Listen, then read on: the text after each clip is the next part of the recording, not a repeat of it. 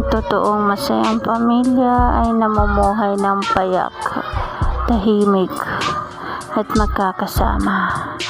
Kahit sa bukid lang nakatira, ang importante, tahimik ang buhay.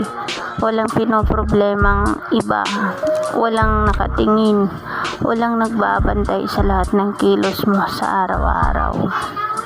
Mas magandang mabuhay na wala ka masyadong nakakasalamuhang iba, dahil minsan ang mga masasamang ugali natin ay nakukuha natin sa ibang tao dahil nagagaya natin ang kanilang mga ugali at kanilang mga gawain.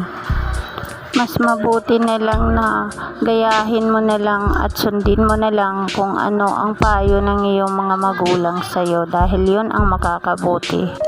Kaya kung isa kang magulang, panatiliin mo lang ang pagtuturo ng mga magagandang asal sa iyong mga anak. Dahil kahit mapaligiran sila ng mga taong hindi maganda, ay hindi sila basta-basta magbabago. Dahil tatatak sa kanilang isip kung ano ang mabuting asal na itinuro mo.